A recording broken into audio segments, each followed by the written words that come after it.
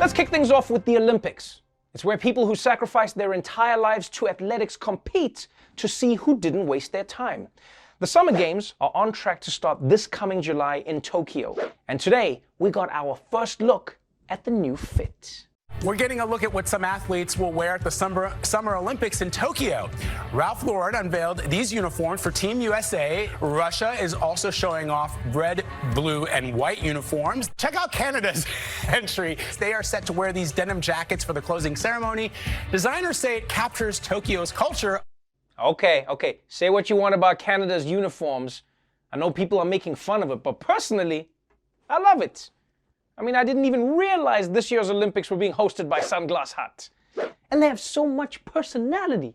You know, I like a uniform that says, I'm from Canada, and they know me by name at Michael's.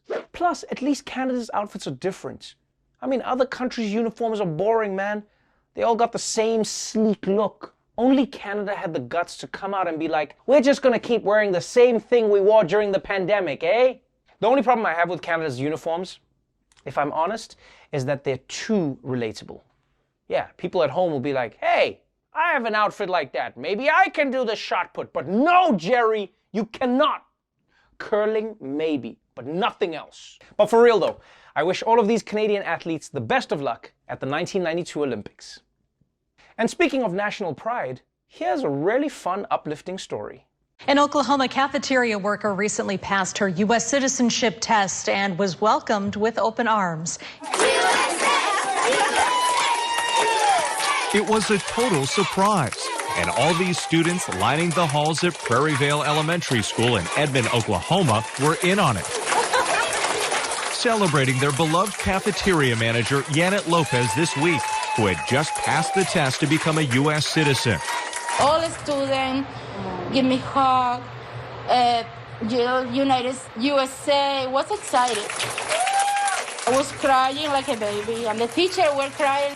Originally from Cuba, Lopez and her family moved to the U.S. in 2016 to seek a better life. When I was a child, I had a dream, like say Martin Luther King, right? My dream was come here to this great country. Oh, guys, that is so sweet. The whole school coming out, yelling at the top of their lungs in that narrow hallway. Congratulations! We got you, COVID! No, but for real, this was a beautiful moment. I mean, you can tell the kids love her so much, you know? She must be one of those lunch ladies who ignored Michelle Obama and still counts pizza as a vegetable. And it's also inspiring to see this woman achieve her dream of becoming an American citizen. And she's also fulfilled these kids' American dream of getting out of class for 10 minutes. Do you remember what that was like as a kid? Just think back. Remember those days that you got where you got to do something that wasn't sitting in your classroom? It was the best shit ever. Like, I remember one time in school, we got to learn about photosynthesis outside in the sun, not in the classroom, outside. I remember as a little kid, I was like, this must be what doing heroin feels like. But let's move on now to the coronavirus pandemic. We are now more than 1 year into this thing, but it turns out there are still little rays of sunshine to brighten our daily routines. Like this 82-year-old woman who may be the last person in the country who is still having a good time on Zoom. Looking nice every Sunday since the pandemic began, Dr. Laverne Ford Wimberly dresses up in her Sunday best to attend her virtual church service. There she is with those fabulous hats.